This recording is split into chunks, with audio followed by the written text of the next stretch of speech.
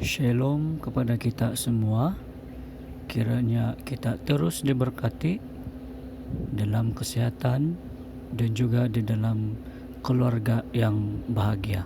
Nah, untuk kali ini kita akan menyambung pelajaran daripada siri video Rumah Tangga Advent, dan kita masuk kepada pasal yang ketiga, yaitu rumah tangga di Eden, suatu teladan. Allah menyediakan rumah tangga manusia yang pertama.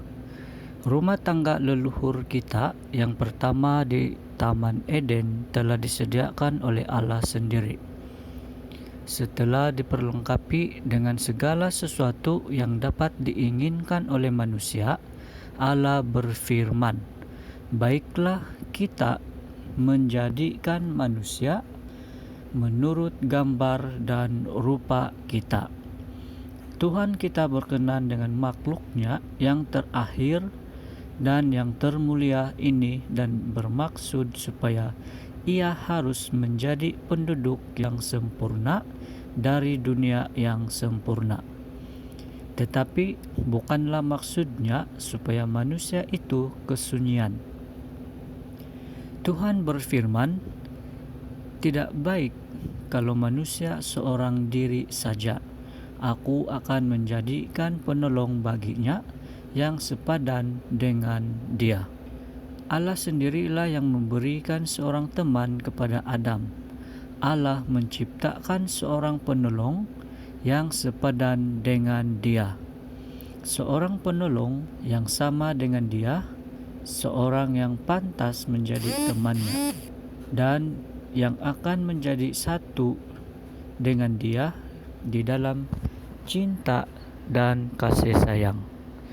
Hawa dijadikan dari tulang rusuk yang diambil dari Adam, mengartikan bahwa ia seharusnya tidak memerintahkan Adam sebagai kepala, ataupun tidak akan diinjak-injak di bawah kaki Adam sebagai bawahannya, melainkan berdampingan sebagai sesamanya untuk dikasihi dan dilindungi oleh dia.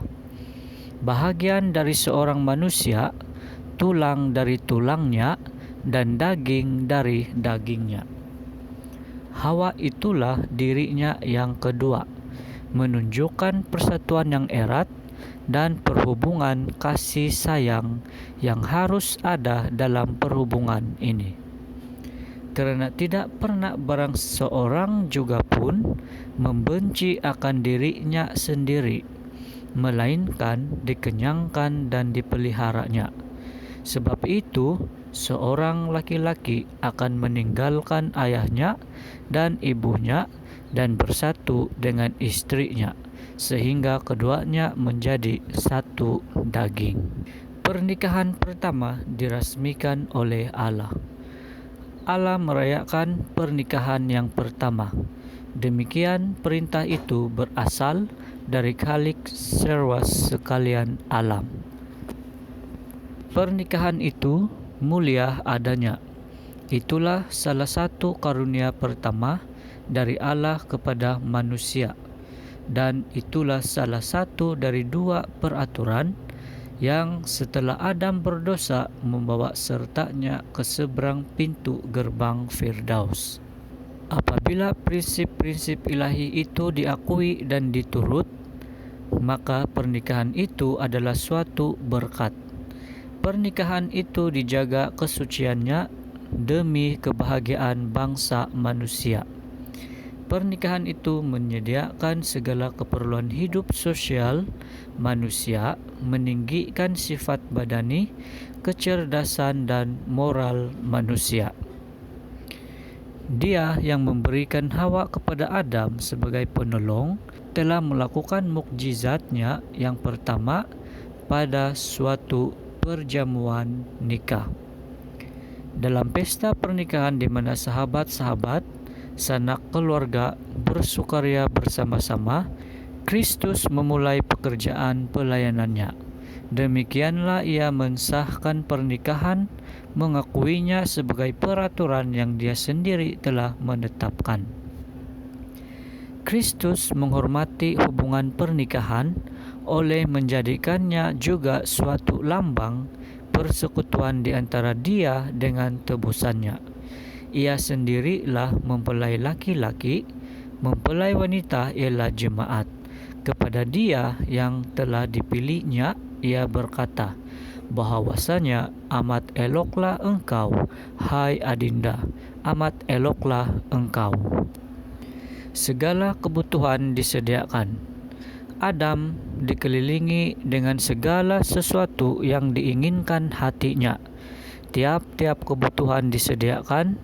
Tidak ada dosa dan tidak ada tanda-tanda layu dalam Eden yang mulia itu. Para malaikat Allah bercakap-cakap dengan bebasnya dan dengan kasih sayang bersama pasangan yang suci itu. Penyanyi yang gembira memperdengarkan nyanyian-nyanyian pujian yang bebas dan gembira kepada Khaliknya. Binatang-binatang jinak dalam kebahagiaan bermain-main sekeliling Adam dan Hawa, serta menurut kepada perintahnya Adam. Itulah kesempurnaan manusia yang termulia dari pekerjaan tangan Khalik. Tidak satu bayang pun yang dapat menghalangi mereka dengan Khaliknya. Mereka mengenal Allah sebagai Bapa yang dermawan, dan dalam segala perkara kehendak mereka disesuaikan kepada kehendak Allah. Dan tabiat Allah dipantulkan dalam tabiat Adam. Kemuliaannya telah dinyatakan dalam tiap-tiap benda alam kejadian. Pekerjaan ditentukan sebagai kebahagiaan manusia. Allah adalah penggemar keindahan. Ia telah memberikan bukti kepada kita tentang hal ini dalam perbuatan tangannya. Ia membuat satu taman yang indah untuk leluhur kita yang pertama di Taman Eden. Pohon-pohon yang kokoh dihasilkan dari tanah, segala macam pohon untuk kegunaan dan perhiasan. Kembang-kembang yang indah dijadikannya, kembang-kembang yang luar biasa eloknya dari segala corak dan warna yang membuat udara harum semerbak. Allah bermaksud supaya manusia memperoleh kebahagiaan dalam pekerjaannya dan supaya segala kebutuhannya dicukupkan dengan buah-buah pohon pada taman itu. Kepada Adam diberikan pekerjaan untuk mengurus taman itu. Khalik itu mengetahui bahwa Adam tidak dapat merasa senang dengan tidak ada pekerjaan. Keindahan taman itu menggembirakan dia, tetapi ini tidak cukup. Ia harus mempunyai pekerjaan buat melatih segala anggota tubuhnya yang ajaib itu. Kalau kiranya kebahagiaan ditegakkan tanpa berbuat sesuatu, maka dalam keadaannya yang suci dan tidak berdosa, manusia akan dibiarkan tidak mempunyai pekerjaan. Tetapi Allah yang menjadikan manusia itu mengetahui apa yang menjadi kebahagiaan mereka. Segera sesudah Ia menciptakan manusia, diberikannya juga tugas pekerjaan, janji kemuliaan di masa yang akan datang, dan perintah supaya manusia bekerja mencari nafkah setiap hari datang dari takhta itu juga. Allah dimuliakan oleh rumah tangga Kristen. Para bapa dan ibu yang menjadikan Allah yang utama dalam rumah tangga mereka, yang mengajarkan anak-anaknya bahwa takut akan Tuhan, itulah permulaan hikmat. Memuliakan Allah di hadapan segala malaikat dan di hadapan manusia, oleh menunjukkan kepada dunia satu keluarga yang teratur, baik dan berdisiplin. Suatu keluarga yang mengasihi dan menurut Allah gantinya mendurhaka kepadanya. Kristus bukan orang asing dalam rumah tangga mereka. namanya sudah menjadi nama keluarga itu, dihormati dan dimuliakan.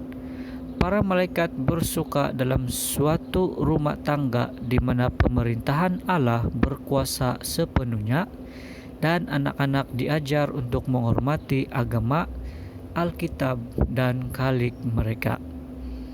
Keluarga-keluarga yang demikian dapat menuntut janji itu, sebab dari rumah yang demikian itulah Bapa keluar untuk melakukan segala kewajibannya setiap hari dengan suatu roh yang dilembutkan dan ditaklukkan oleh hubungannya dengan Allah.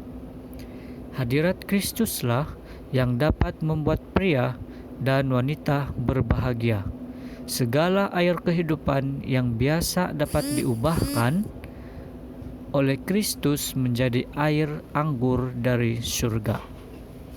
Kemuliaan rumah tangga menjadi sama seperti suatu Eden yang bahagia. Keluarga menjadi suatu lambang yang indah dari keluarga yang di surga.